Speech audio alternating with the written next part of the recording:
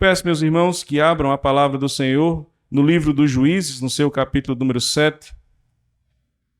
Nessa noite nós, pela graça do Senhor, retomamos a exposição do livro dos Juízes e faremos então hoje a exposição de Juízes, capítulo número 7.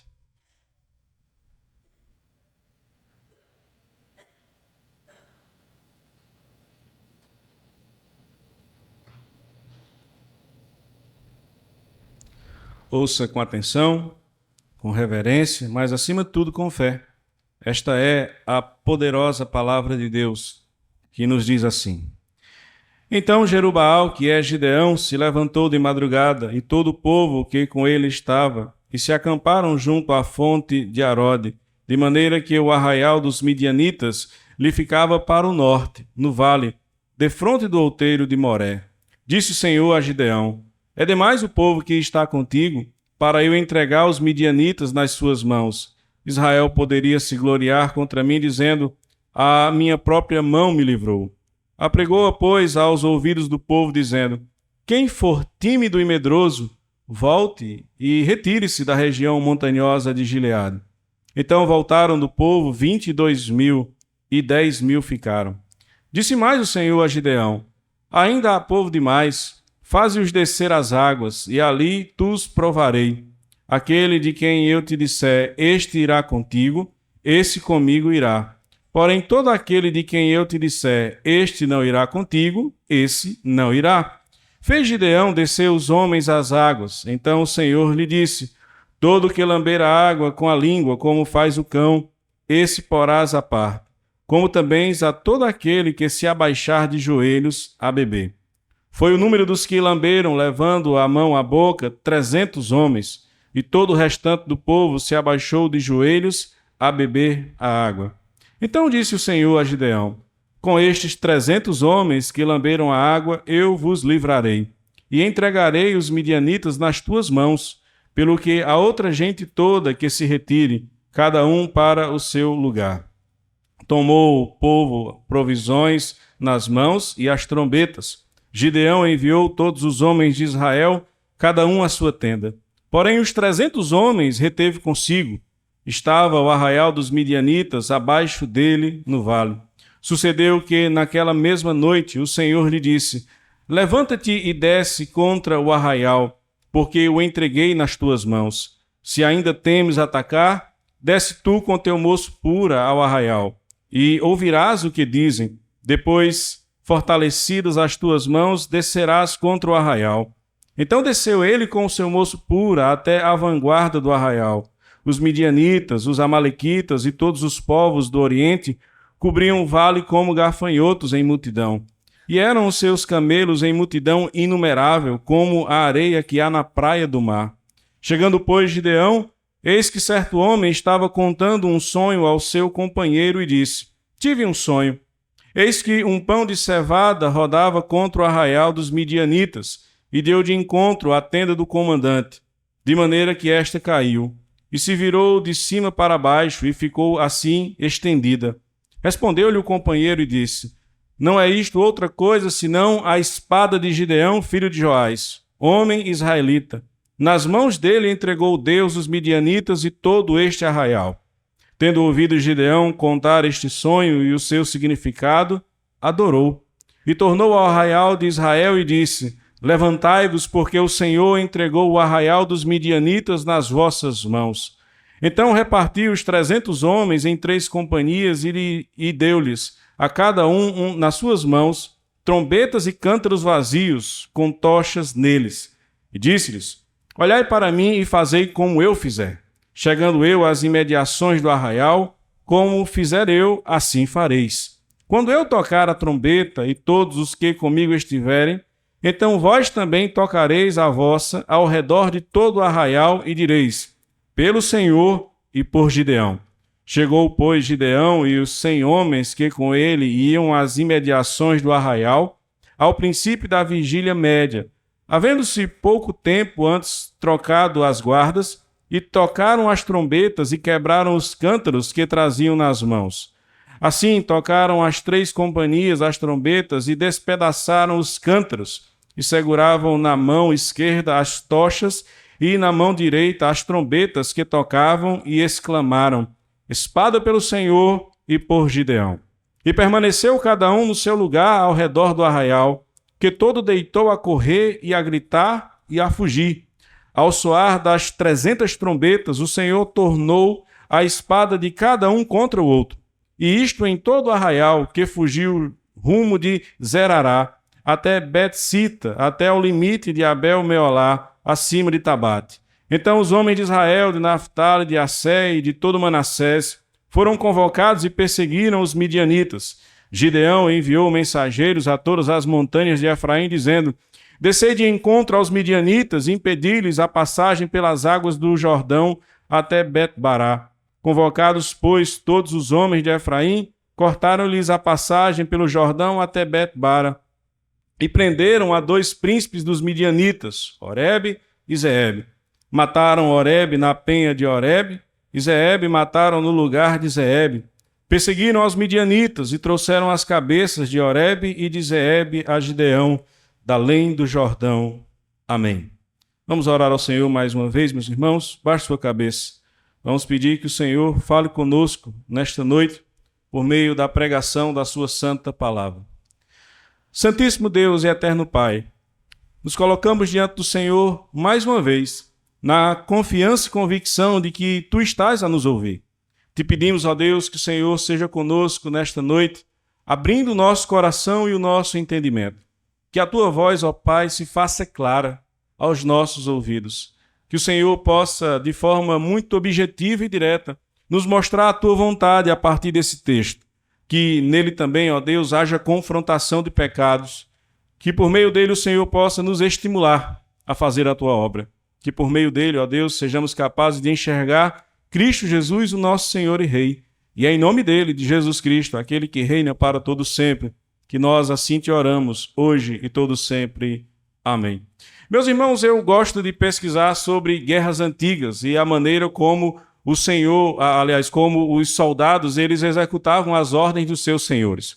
Como todas as vezes que você observa uma batalha em que um grupo se saiu vencedor, você deve observar que algumas técnicas, algumas táticas, alguns artifícios, eles são usados.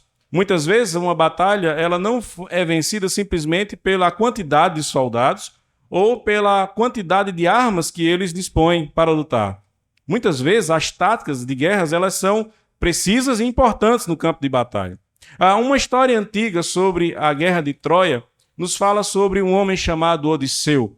Odisseu ele era um soldado da Grécia Antiga e ele teve uma brilhante ideia. Nós vamos criar um cavalo que vai estar vazio, aonde os soldados estarão dentro, e eles serão oferecidos então ao povo de Troia como um presente, para que isso seja um sinal da nossa derrota e da vitória deles. E aquilo foi certamente um plano genial, que no decorrer da história ficou conhecido como algo ruim. Você recebe um presente que é um presente dos gregos, ou um cavalo de Troia.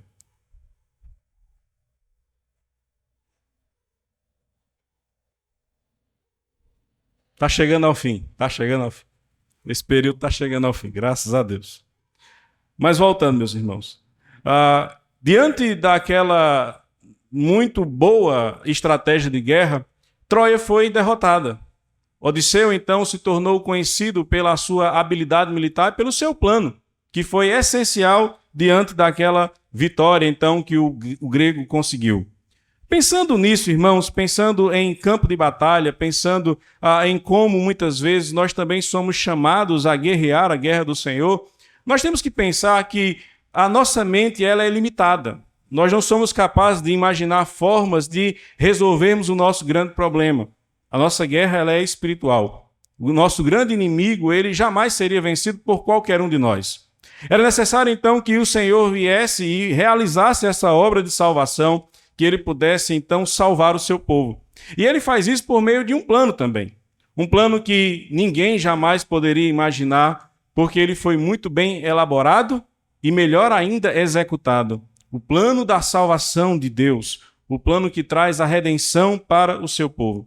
Quando nós olhamos para esse texto de Juízes capítulo 7, nós vemos também um plano do Senhor e como ele é executado e ele traz salvação ao povo de Deus. A importância, então, de entendermos como é que o Senhor age, como é que ele guia o seu povo na batalha e, principalmente, como é que ele traz a salvação, como é que ele traz libertação, como é que ele traz redenção para o seu povo diante das prisões que eles não são capazes de vencer e de conseguir libertação.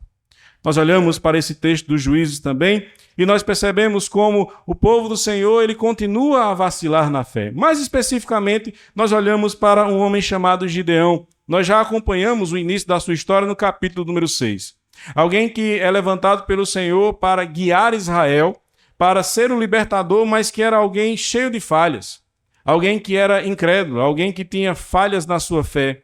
Alguém que era incapaz de fato servir ao Senhor, mas será este homem que será usado por Deus para guiar Israel à libertação em um período de muita idolatria e de muita desobediência a Deus. Gideão é um dos libertadores de Israel que a Escritura mais vai falar sobre ele. Nós temos a sua história no capítulo 6, 7, 8 e também o desenrolar do seu governo já no capítulo número 9, tratando sobre os seus filhos. Aqui no capítulo número 7, nós veremos agora como é que o Senhor vai executar o seu plano para salvar o seu povo através deste libertador com uma série de falhas na sua fé. E será sobre isso, então, que nós veremos, sobre o plano de libertação do Senhor. Como é que o Senhor vem a libertar o seu povo, como é o seu plano para fazer isso. Vos convido a refletirem comigo sobre o seguinte tema, um plano perfeito. Nós veremos em 3 partes esse plano perfeito do Senhor. Nós veremos em primeiro lugar do verso 1 até o verso 8, que o Senhor escolhe aqueles que participarão desse plano.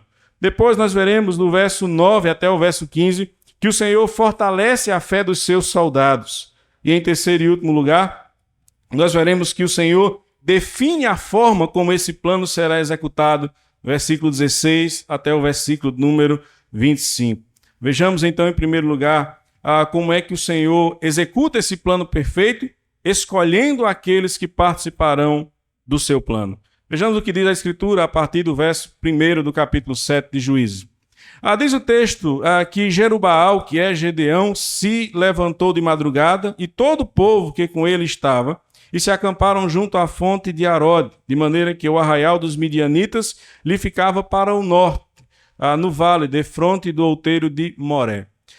O texto faz questão de lembrar uma situação nova na vida de Gideão.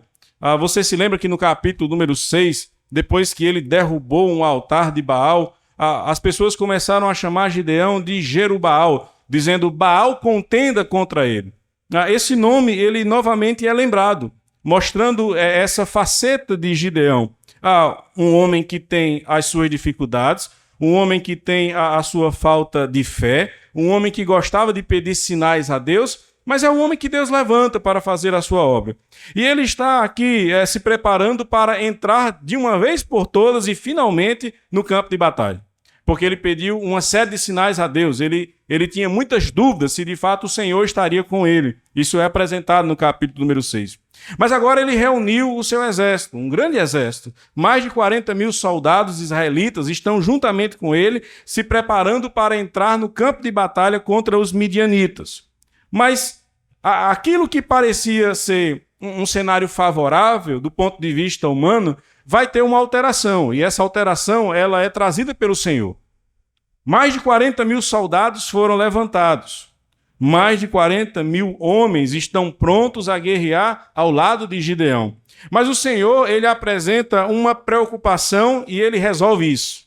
Diz o verso número 2 que o Senhor ele vai dizer a Gideão que tem gente demais ao lado de Gideão. Você pode imaginar alguém que vai para uma guerra e de repente escuta do seu general que eles têm soldados demais, que não é necessário aquele tamanho de gente para lutar a guerra?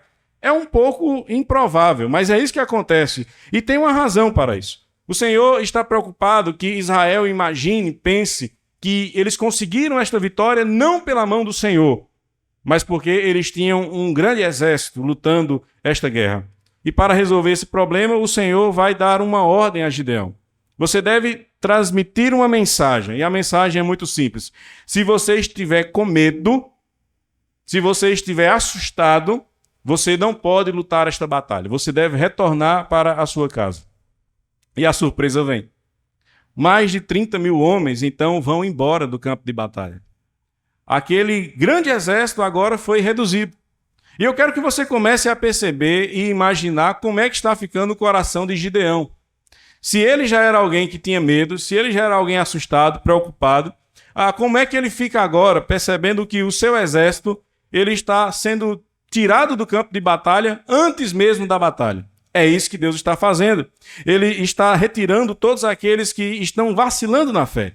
Aqueles que aparentemente não confiam no Senhor e que por isso não são capazes de entrar nesta guerra santa. Numa guerra santa é necessário fé. E aqueles que estavam tremendo de medo, embora a nossa tradução aqui fale sobre pessoas que são tímidas, na verdade o que Deus está mostrando é que eles estavam com muito medo, eles estavam assustados. E isso certamente é uma vergonha, porque eles deveriam confiar no Senhor. O Senhor sempre esteve com Israel. Eles não tinham motivos para duvidar daquilo que Deus faria por eles e com eles através deles. Mas eles duvidaram. E o Senhor então começa a diminuir este exército. Mas isso não é suficiente. O Senhor ele ainda continua a dizer que tem muita gente naquela batalha. É preciso diminuir ainda mais. E ele vai então estabelecer um método um tanto quanto curioso. Ele diz: Gideão, leve esse povo até a água, porque você vai fazer com que eles bebam água. E será nesse momento que o Senhor vai reduzir ainda mais a quantidade de soldados que irão para a batalha. De que maneira? É um método um tanto quanto controverso, mas é o método do Senhor. E nós podemos perguntar, por que é que Deus faz isso? Entenda que o método que Deus aqui utiliza é simplesmente para mostrar a Gideão quais são os soldados que ele quer e quais são os soldados que ele não quer. Não é porque eles simplesmente se abaixaram como cachorrinhos, e alguns podem imaginar que nessa posição eles não estavam prontos a se defenderem em um ataque surpresa. Não é por isso. A razão é muito simples. Deus quer poucos homens naquela batalha. Pela sua soberania, pelo seu poder, pela sua força, ele não quer um grande número de soldados. É por isso que ele vai dispensar quase todos, ficando apenas 300 soldados juntamente com Gideão. Aqueles que levaram a água até a boca na sua mão, esses são os escolhidos, então, para continuarem no campo de guerra. Diz o verso número 7. Então disse o Senhor a Gideão: com estes 300 homens que lamberam a água, eu vos livrarei e entregarei os midianitas nas tuas mãos, pelo que a outra gente toda que se retire, cada um para o seu lugar. E foi exatamente isso que aconteceu. Todo o restante daquele povo que ali estava acampado, todo aquele grande exército foi retirado. O Senhor mostra que ele não precisava de todo esse povo para lutar a sua batalha, para lutar a sua guerra. E isso, meus irmãos, deve nos fazer pensar e refletir sobre como Deus age nesta batalha espiritual que nós enfrentamos. Nós podemos olhar para grandes, megas igrejas, com um número absurdo de pessoas, e talvez pensarmos que nós estamos em uma certa desvantagem, porque a nossa igreja é menor. Mas não deve ser a quantidade de pessoas que deve impressionar o nosso coração, mas o fato de entendermos que Deus ele vai usar um número pequeno. Como ele usou 12 homens para disseminar o evangelho de Cristo Jesus. Como ele usou apenas um, chamado Paulo, para enfrentar situações que eram muito adversas, mas que por meio do seu ministério, muitas igrejas foram plantadas. Paulo foi um missionário, um evangelista que plantou muitas igrejas. As igrejas que nós vemos no Novo Testamento foram obra do trabalho de Paulo. O Senhor, então, usou aquele único homem para fazer esta obra. Não é a quantidade, então, que deve nos impressionar, mas o fato de sabermos que o Senhor escolhe aqueles que o servirão. E, meus irmãos, vocês não estão aqui hoje porque vocês simplesmente entenderam que era bom fazer parte da igreja. Vocês estão aqui hoje porque o Senhor os convocou e os chamou. Por meio da pregação da palavra, o Espírito Santo de Deus agiu no coração de vocês. E vocês, então, foram transformados. Vocês, então, foram regenerados. E vocês passaram a fazer parte do povo de Deus. E isso não aconteceu porque nós somos bons, porque nós somos maravilhosos, porque nós somos extremamente obedientes à voz de Deus. Isso aconteceu porque o Senhor assim o quis. Na sua soberania, na sua sabedoria.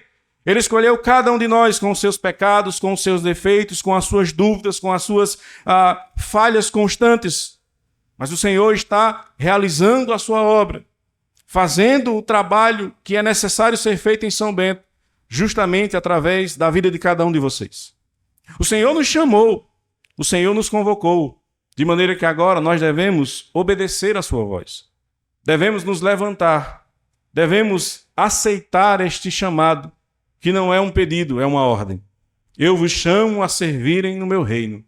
Eu vos chamo e vos condiciono para que vocês possam então realizar a obra que eu quero que seja realizada na cidade de São Bento. A grande questão que fica é: vocês estão atendendo à convocação do Senhor ou vocês estão recusando aquilo que Deus está dizendo de forma muito clara a cada um de vocês? Eu quero vocês para servir no meu reino. E a resposta é: sim, Senhor, eu vou servir? Ou a resposta é: não, Senhor, esse não é o momento, não é agora, eu não estou pronto, eu não sou capaz. Veja, não é pela nossa capacidade, não é pela nossa força, mas é pela nossa fé e obediência ao Senhor que Ele fará aquilo que é necessário através de nós e apesar de nós. Mas em segundo lugar, meus irmãos, além de nesse plano de salvação, Deus escolher aqueles que farão parte desta obra, nós veremos em segundo lugar que Deus também vai fortalecer os seus soldados. Aqueles que fazem parte da obra precisam em muitos momentos serem fortalecidos pelo Senhor. E nós sabemos que Gideão, ele tem pontos fracos. Ele é um homem de uma fé um tanto quanto frágil. Ele nem sempre se mostrou alguém de fato confiante no Senhor. No capítulo 6 nós vemos inúmeras vezes Gideão pedindo ao Senhor: se tu vais de fato livrar a Israel por meu meio, então me mostra. Me dá um sinal. E o Senhor esteve constantemente fazendo isso. Agora imagine que esse homem que no capítulo 6 pedia tantas provas ao Senhor, se encontra agora em uma situação na qual ele tem apenas 300 soldados ao seu lado. Ele tinha 40 mil e ele talvez não estivesse confiante. Agora ele tem apenas 300. E é difícil de imaginar que ele esteja com muita confiança. E Deus conhece. Deus sabe exatamente quem é Gideão e é por isso que ele vai se antecipar a Gideão. No verso 9 ele diz: sucedeu que naquela mesma noite o Senhor lhe disse: levanta-te e desce contra o arraial, porque o entreguei nas tuas mãos. Alguém que tivesse fé no Senhor simplesmente obedeceria, se levantaria e iria para o campo de batalha. Mas não é assim com Gideão. Gideão ele tem as suas dificuldades. Gideão é um tanto quanto devagar, como nós costumamos dizer aqui no sertão. Ele precisa de um empurrão. E ele precisa de um empurrão constante. Não é apenas um. Constantemente o Senhor estava impulsionando Gideão para que ele então pudesse realizar a obra do Senhor. No verso de número 10, nós dizemos assim: se ainda temes atacar, desce tu com teu moço pura ao arraial. Deus sabe que Gideão está com medo. E é por isso que ele coloca essa situação. Gideão, você ainda tem dúvidas? Você ainda está com medo? Você ainda está assustado? Você ainda não tem certeza se de fato você conseguirá executar a obra que eu disse para você fazer? Bom, eu vou te dar mais um sinal. E é interessante porque dessa vez Gideão não pediu. No capítulo 6, constantemente ele estava pedindo, mas agora não. Ele agora é surpreendido pela voz de Deus que diz a ele: você está com dúvidas? Eu vou te mostrar algo que é necessário então para que você novamente venha a criar coragem. Pega o teu braço direito, o teu escudeiro, e você deve descer até o arraial inimigo. E mais uma vez eu fico imaginando como é que Gideão recebe essa fala da parte de Deus. Se alguém que está assustado, se alguém que está com medo, se aproximar só ele e outro homem ao seu lado do arraial dos midianitas, não seria uma situação fácil. Mas ele vai. E quando ele chega perto do arraial, nós somos surpreendidos pela quantidade de homens que estarão ali reunidos. A quantidade de midianitas no verso 12 são descritos: midianitas e amalequitas e todos os povos do Oriente cobriam o vale como gafanhotos em multidão. Você consegue imaginar a quantidade de soldados que haviam ali? Era um número imenso, gigantesco. E não apenas homens estavam ali, eles também tinham camelos, ou seja, eles tinham algo que os israelitas não possuíam, eles tinham um arsenal de guerra. Eles tinham muito mais homens e eles tinham também armas, condições de entrarem naquela batalha e vencerem Israel. Você pode imaginar o coração de Gideão quando ele então se depara com aquela cena. Ele tem ali um povo inimigo que é Midian, ele também tem outro povo inimigo que são os amalequitas, e nós temos um outro povo do Oriente que nós não sabemos quem são, mas que estão todos reunidos. Uma grande multidão que o autor faz questão de dizer, eles eram como gafanhotos. Uma imensa quantidade de pessoas, com seus camelos que pareciam areia da praia do mar. Impossível de ser contada, impossível de você conseguir imaginar a quantidade de pessoas que ali haviam. Só que Deus, ele deu uma instrução a Gideão. Você vai e você ouvirá deles, dos inimigos, o que é que eu vou fazer por você. Você consegue também perceber a complexidade do que está acontecendo aqui? Deus vai usar homens ímpios para dizerem a um servo dele aquilo que irá acontecer quando ele finalmente obedecer a sua voz. Diz o verso de número 13. Chegando, pois, Gideão, eis que certo homem estava contando um sonho ao seu companheiro e disse, tive um sonho. Eis que um pão de cevada rodava contra o arraial dos midianitas e deu de encontro à tenda do comandante, de maneira que esta caiu e se virou de cima para baixo e ficou assim estendida. Esse sonho, irmãos, ele é um tanto quanto complexo. Vocês conseguem perceber que há uma série de sinais. Um pão que está rolando e de repente atinge a tenda do comandante e essa tenda fica no chão. E alguém que está no campo de batalha poderia interpretar aquilo como um mau presságio, como algo ruim. Mas até você ter a certeza dos acontecimentos, é algo muito preciso. É algo que chama a nossa atenção, porque no verso 14 nós temos um outro soldado, também midianita, que vai interpretar o sonho. Veja, a interpretação de sonhos no Antigo Testamento, ela é comum. Em um certo ponto, ela é comum. Você tem José, por exemplo, fazendo isso, interpretando os sonhos do faraó e de outras pessoas. Você tem também Daniel fazendo a interpretação dos sonhos de Nabucodonosor. Mas aqui nós temos um descrente tendo um sonho e um outro descrente fazendo a interpretação desse sonho. O que é que está acontecendo? Deus está mais uma vez mostrando a Gideão, provando que a vitória viria. E ele não manda um crente, um profeta, ir até Gideão e dizer, confie no Senhor, faça a vontade do Senhor. Não, dessa forma, seria ainda, talvez, duvidoso para Gideão acreditar. Então Deus vai usar descrentes. E ele vai dizer a Gideão, por meio de descrentes, o que é que Deus fará. No verso 14 ele diz, não é isto outra coisa senão a espada de Gideão, filho de Joás, homem israelita. É impossível de Gideão agora não acreditar, porque as especificações, elas foram no ponto. Ele está diante, e eu quero que você note que isso não é obra do acaso, é a mão de Deus. Ele chega diante de uma multidão, imensa quantidade de pessoas, de soldados. Ele vai no ponto certo, onde tem dois soldados conversando. Um teve um sonho, fala para o companheiro, e o outro interpreta naquele mesmo instante, dizendo, isso nada mais é do que Gideão. E Gideão está ali ouvindo. Gideão está ali ouvindo a interpretação do sonho, e esse sonho é muito bom para Gideão. Porque diz, nas mãos dele entregou Deus os midianitas e todo este arraial.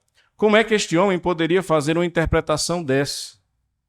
Como é que tudo isso poderia acontecer de uma forma tão bem arrumada, tão bem organizada? Se não fosse a mão do Senhor, isso seria impossível de acontecer. Mas Deus está trabalhando no coração de Gideão, um soldado que tem fraquezas na sua fé, que tem dúvidas sobre o agir de Deus, de repente é surpreendido, porque o Senhor está mostrando até mesmo através de povos inimigos que eles seriam então derrotados através dele e dos seus soldados. Diante daquilo, o que Gideão pode fazer é adorar o Senhor, e é isso que ele faz. Tendo ouvido Gideão contar este sonho e o seu significado, adorou. E tornou ao arraial de Israel e disse: levantai-vos, porque o Senhor entregou o arraial dos midianitas nas vossas mãos. Finalmente, de uma forma demorada, é verdade, mas finalmente nós temos agora este homem agindo como deveria agir. Com fé e confiança no agir do Senhor. Mas, meus irmãos, nós muitas vezes somos assim também.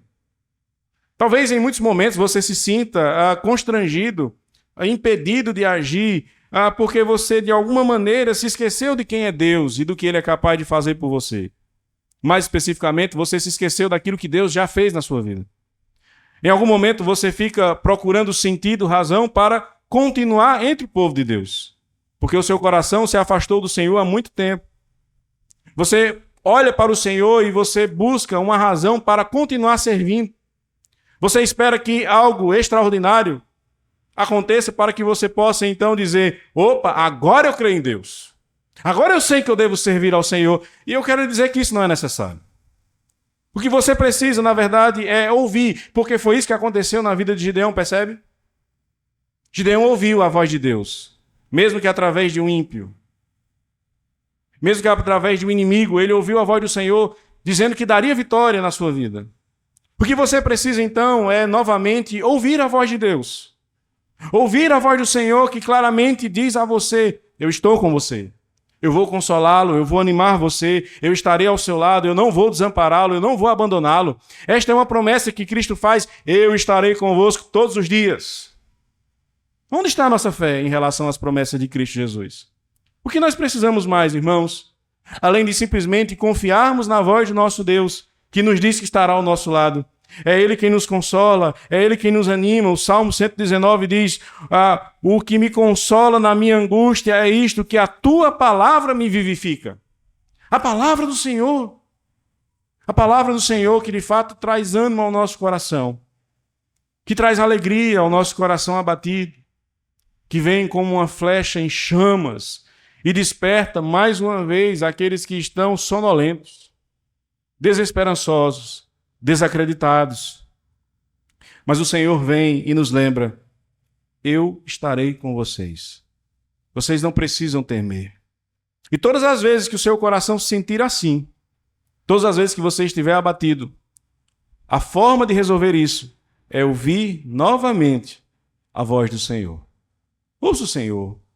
Todas as vezes que você estiver abatido, fraco, cansado, triste, desanimado, sem esperança, ouça a voz de Deus, para que Ele possa mais uma vez reanimar o seu coração. Mas em terceiro e último lugar, meus irmãos, nós veremos que esse plano de salvação, ele também é executado quando Deus define a forma como esse plano será realizado. E é o que nós veremos então na última parte desse texto, do versículo 16 até o versículo número 25. Diz o texto: então repartiu os 300 homens em 3 companhias, e deu-lhes a cada um nas suas mãos trombetas e cântaros vazios com tochas neles. E disse: olhai para mim e fazei como eu fizer. Chegando eu às imediações do arraial, como eu fizer, assim fareis. Nós temos agora um cenário diferente do que nós vimos até então. Gideão, ele não precisa mais de provas. Ele simplesmente se levanta, chama os seus 300 soldados e diz: vamos ao campo de batalha, porque o Senhor entregou nas vossas mãos os inimigos. Lembre-se que é um grande exército, incontável, incomparável. Mas eles estão em uma situação que eles não estão prontos, esperando que Israel tome uma atitude. Afinal, eles sabem que Israel tem um número menor.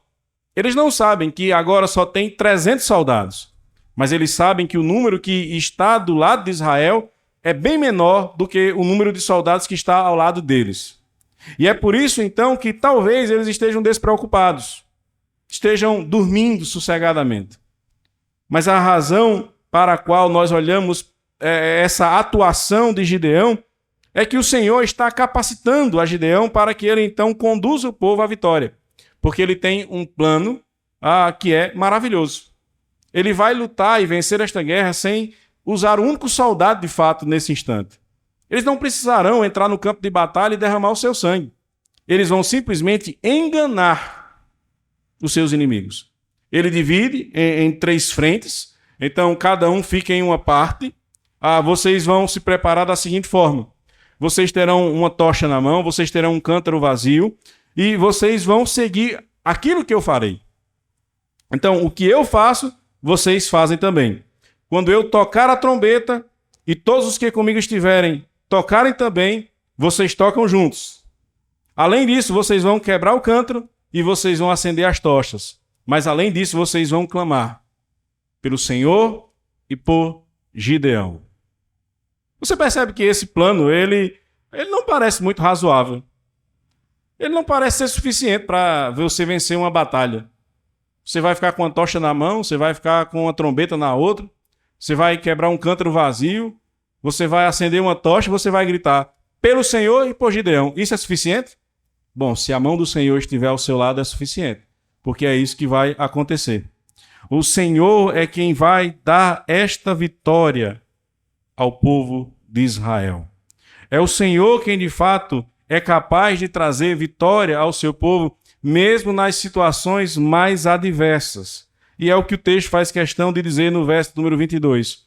Ao soar das 300 trombetas, o Senhor age. E o que ele faz é colocar soldados que estavam do mesmo lado, lutando contra si. Eles se assustaram, eles ficaram sem enxergar direito por causa daquela grande quantidade de tochas ao seu redor. Aquela luz chamou a atenção no meio da noite. O barulho dos cântaros, o barulho das trombetas e também os gritos. Eles ficaram surpreendidos e eles pensaram que estavam sendo de fato atacados. Se no escuro você escuta alguém gritar, você reage.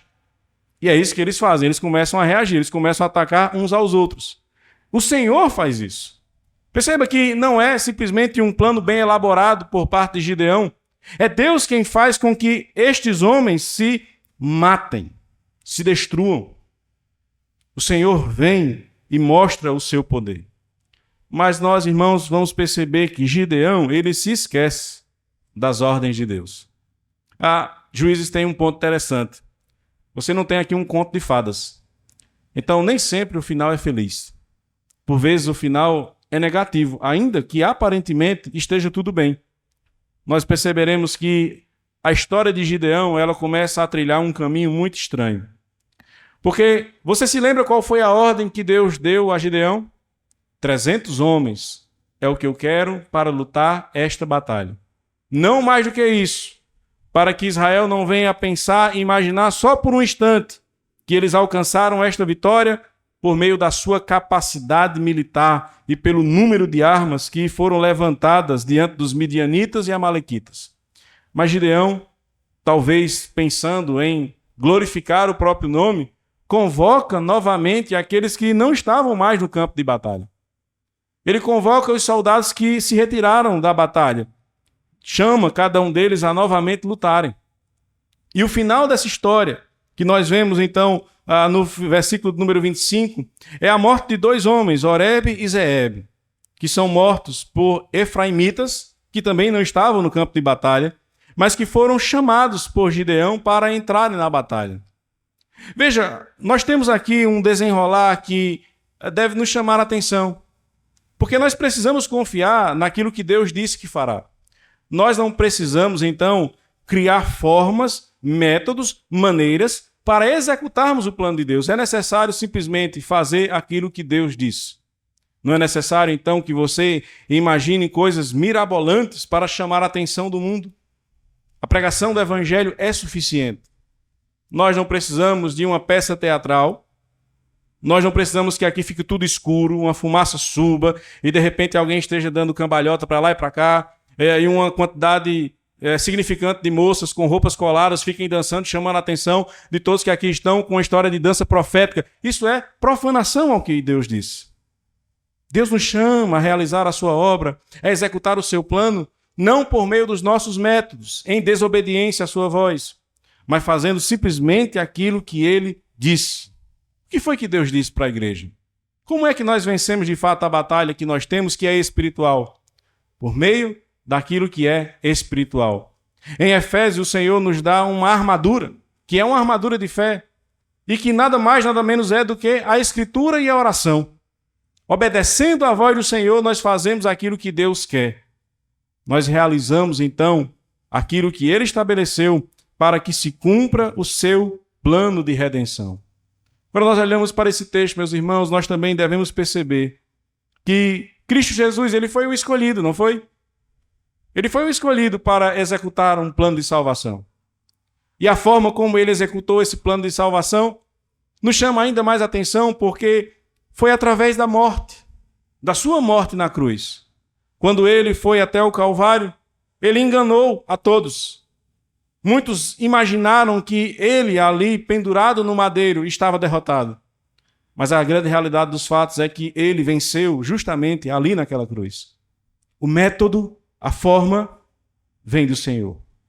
Aquele que foi escolhido para realizar a obra, foi escolhido pelo Senhor. E ele escolheu o seu próprio Filho. O próprio Filho de Deus, escolhido para realizar a obra de salvação. Você consegue agora perceber o amor de Deus por cada um de nós? Você consegue perceber como é belo o sacrifício de Cristo? Ele como Rei, ele como Senhor, se coloca em uma condição de sacrifício vivo a Deus Pai. Obedecendo à voz de Deus, ele vai ao campo de batalha e executa derramando o seu próprio sangue para salvar aqueles que não mereciam ser salvos. Desobedientes, incrédulos, muitas vezes desacreditados, impacientes, ansiosos, pessoas que têm muitas questões a resolver em seus corações diante de Deus, mas são esses que o Senhor salva. São esses que o Senhor derrama graça e misericórdia. E se você está aqui nessa noite, se sinta um privilegiado, porque o Senhor chamou você até aqui. Não por obra do acaso, não pela sua inteligência e capacidade de fazer decisões boas, mas pela graça de Deus, o Senhor traz você, apesar das suas imperfeições, e apresenta a você então o plano da salvação. Foi assim que eu salvei você. Foi assim que eu salvei você e os seus irmãos, por meio de um plano maravilhoso, mas cruel.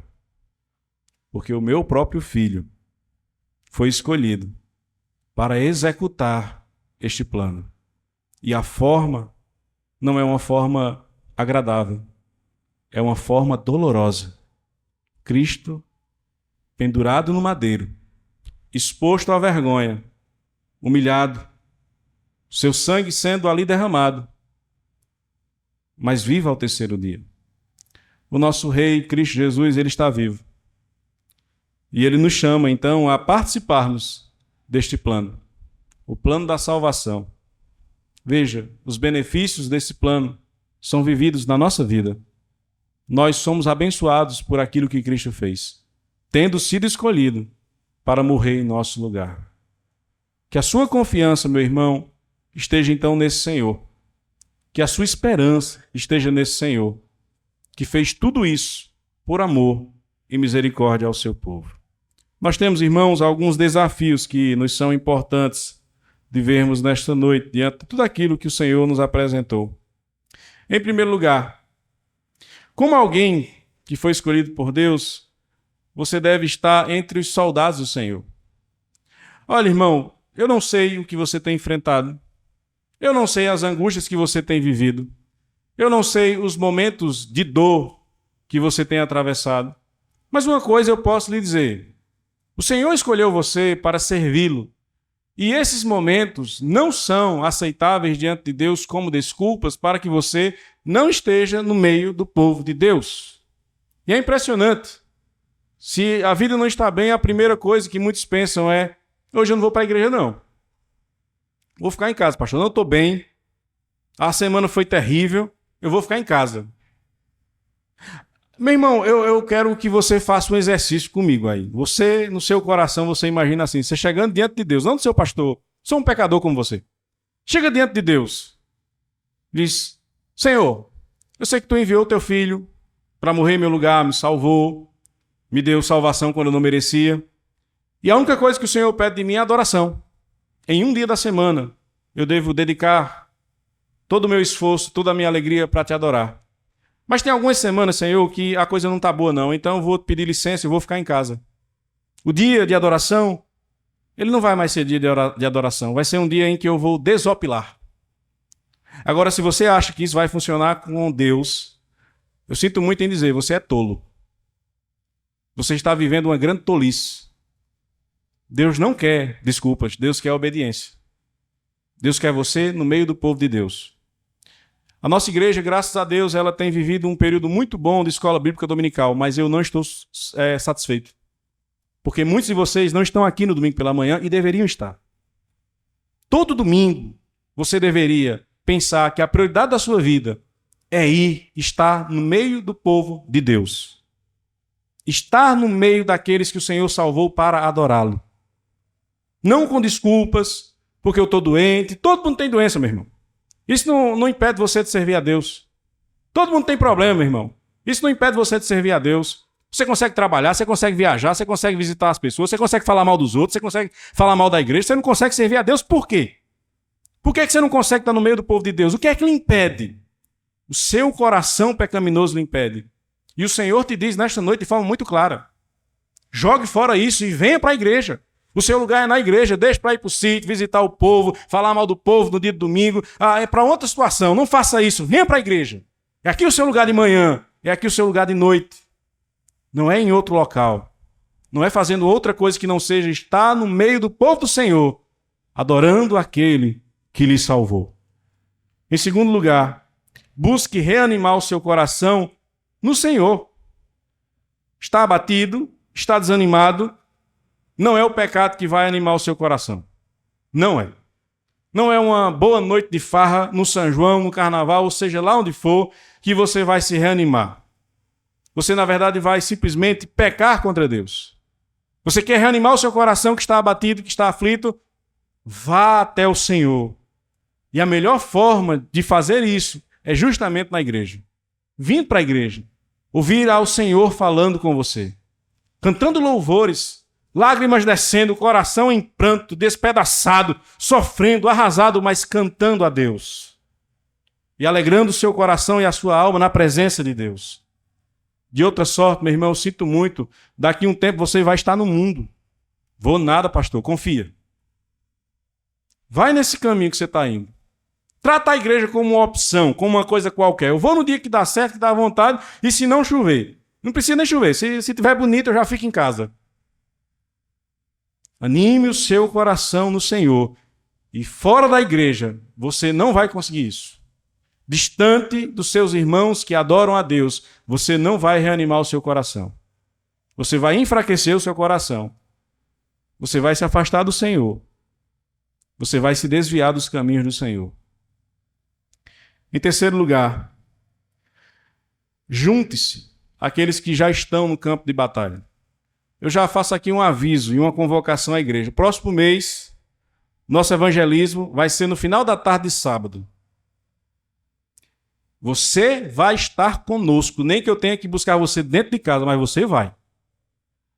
Você vai deixar os seus problemas no inferno, mas você vai juntar-se ao povo de Deus e você vai falar sobre Cristo. Você vai se animar e você vai sair pelas ruas de São Bento falando sobre o Cristo que salvou a sua vida.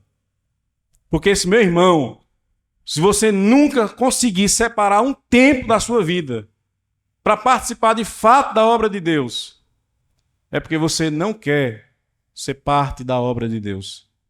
Você quer ser um espectador da obra de Deus.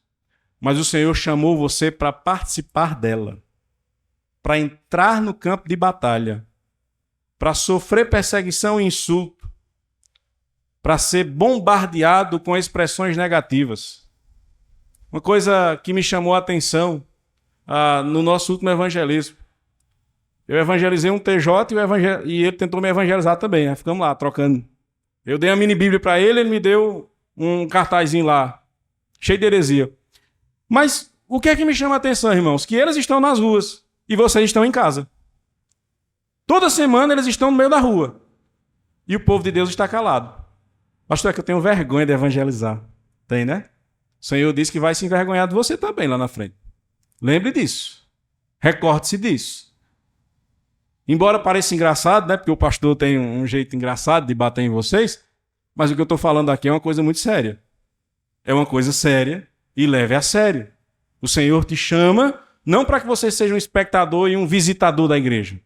Mesmo sendo membro, só visita. Não se envolve na obra. O Senhor chama você a participar da obra. Com uma grande vantagem, meu irmão, você é chamado a participar de uma obra, de uma luta que já está vencida por Cristo. O Senhor já nos deu vitória. Nós agora simplesmente participamos desta obra maravilhosa, sendo embaixadores, soldados, que guerreiam em nome do Senhor Jesus. O plano de Odisseu ele foi certamente incrível. Um cavalo de guerra, um cavalo de madeira, que enganou os inimigos. O plano de Deus foi fantástico. Ele escolheu o próprio filho e entregou o próprio filho para morrer em nosso lugar. Seu coração está desanimado? Lembre-se do plano da salvação, daquilo que Deus fez e faz por cada um daqueles que Ele chamou para servi-lo. Maranata, ora vem, Senhor Jesus. Santo Deus, eterno Pai, te peço nesta noite que o Senhor seja comigo e com os meus irmãos. Coloca, ó Deus, essa verdade santa no nosso coração. Fortalece a nossa fé. Alimenta, ó Deus, a nossa mente cansada, nosso espírito abatido. Na certeza e na esperança de que nós pertencemos a Ti, que nós somos parte do Teu povo. E que por isso nós temos todos os motivos para nos alegrarmos, porque nós conhecemos, sabemos exatamente o que o Senhor fez para nos salvar. O tamanho do amor do Senhor por nós, demonstrado através do sacrifício de Cristo Jesus. E é em nome dele que nós oramos hoje e para todo sempre. Amém.